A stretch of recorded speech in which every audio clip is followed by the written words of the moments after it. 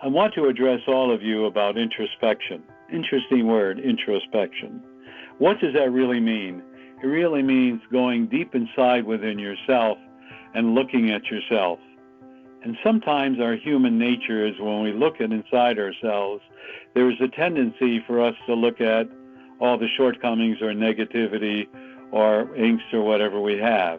Like, I'm not successful enough, I'm too short, I'm too tall, I'm too fat, I'm too thin, I don't have enough money, I don't have the right people in my life, people don't like me, my family is alienated against me, whatever it may be. It's a huge plethora of thoughts that you have.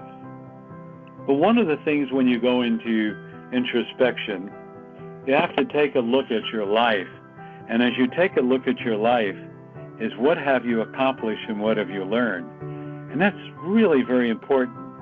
What have you accomplished? Well, look at all the things you've experienced. You've been challenged. You've had joy and happiness. Some of you have raised families. Some of you have been with your families and helped them. Some of you are healers. Some of you are in marketing and sales and helping people achieve their dreams. Some of you have been great neighbors and friends and relatives. Those are very positive things that we seem to forget about. And for some reason, most of the persons that I talk to concentrate on negativity or lack of or insecurities. There's an old saying, and that's just be. And I'm trying to help everybody to know that as you go into introspection, everything you have done has been a learning experience. And that learning experience has been very, very positive. Think about that, being very positive. Because everything you've learned that you've been challenged with, you have overcome. Congratulations. Now you have new wisdom, you have new understanding, and if you look back at all the challenges you've had, wow, you're pretty more magnificent than you thought you were. You're more powerful than you thought you were. I look back at myself, and I look at about the things that I had, and, I was blessed to have a mother that always was very positive. And she went through her own physical, tribulations with her body, but she was always positive. And I remember one time when I was going to college, my parents paid for my first semester, and then I worked 3 jobs and to go to college. And I remember they both got laid off, and they were really sad and worried about the money. Well, I took all the money I earned from my 3 jobs, except for gas, because I, commuted to college, and I gave them all the money, which was enough over a month, to buy some food, but pay the bills and their rent. And my thoughts were, wow, what a privilege and honor for me to give back to my parents for so much that I've given them. And I really felt joy, and I felt happiness, and I felt, boy, am I doing my part to honor my parents. And I thought about that. And later, Spirit came to me and said, because you made that sacrifice to honor your parents and to help them out, you have created a huge rewarding karma. I went, wow, well, thank you. That was not my intent at all. My intent was to take care of them. And then there was a point in time in my life, my wife who passed away from cancer. And it's a long story why the cancer overcame her, but I'm not going to elaborate about that. But I gave up my entire practice, and it was really rolling, so to speak. And I gave up every bit of it except for one night a week just to keep me in the groove. And I knew that the true source would take care of us. So there was no income coming in. And there were certain things that took place. No one gifted us any money, by the way, that we were able to pay the bills, the mortgages. I even carried her on my back. I did everything. And I'm not looking for kudos, because with me is you do whatever you need to do. That's it. And I don't lament it. I don't feel sorry for myself. I don't feel sorry for my life. I looked at every phase of my life that has been challenged and said, whoa, look at all I've overcome, and look at all the things that I've done. And my motto in life is you don't know where you're going, you can't get lost. And that's what I talk about introspection. And look about what you have overcome. Look at what you have achieved. Look at what you've done. Look at your legacy. Your legacy not only affects your family, but affects your friends and relatives and people that love you. You know, when you go to a funeral and people are crying and feeling sad, and I look at them, and when they know me, I said, you know what? You're not feeling sad for the person who passed away. You're feeling sad for your loss of them. And they look at me, and they hesitate, and they go, Michael, you're right. So when we're under introspection, the most important thing for all of us is to give thanks for every challenge you've had in your body, every challenge you've had in your life, every challenge you've had in your relationship, every challenge you've had in your business. Because you know what? You're still here. You're breathing.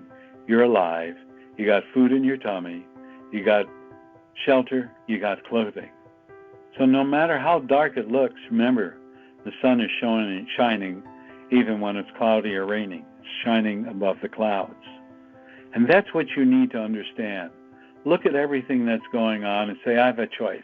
I can buy into all this fear with the coronavirus, lack of business, income's going down, whatever it is, you can buy into it.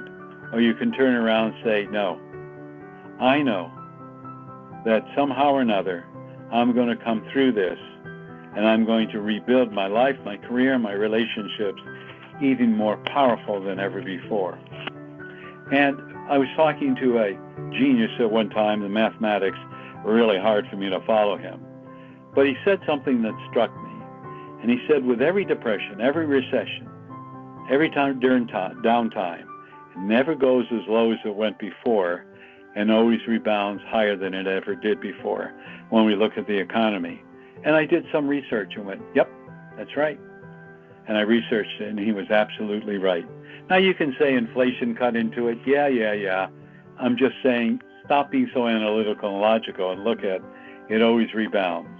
And you know, if tomorrow morning everything disappeared, we had nothing, somebody would open up their little garage door and start selling pancakes, or they would sell water, or they would sell some kind of food, and they'd raise something in their garden, and commerce would start all over again.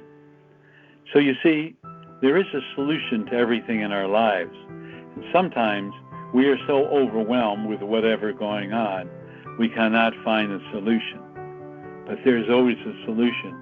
All you have to do is be open to it and look to it. And with that solution, you will find that you're no longer part of the negative fear and doubts and insecurity. You're part of the answer. You're part of the solution. I talked to people who went through the Great Depression, and I had someone working for me, and this was in Boston, and I was in the nursing home business. And he said to me, you know, during the Depression, we didn't have anything. And he said, I was 8 years old selling newspapers for a couple of pennies, and I'd make on half a cent a newspaper. And I would run and bring the money to my mother, and the cops would chase me for selling newspapers because I was too young. And he said, then I would follow the coal trucks. In the old days, they had this fabric basket, coal hogs they call them, which they would fill with coal, and they would dump it down the chute. And it would go into somebody's basement, and they would shovel the coal to heat the house. But invariably, the man delivering the coal was lazy, and he dropped 4 or 5 pieces of coal and never picked it up. And he would follow the coal truck till he had enough to fill a huge basket full of coal. And then he would run home and put it in the furnace and heat them. You see, he found a solution. He was creative. He understood how to do this. And he didn't let that fear get in his way. And my mother was talking, they didn't have any money. They had leather soles. So what'd they do? When the soles wore out, they put cardboard in the soles. They just did it.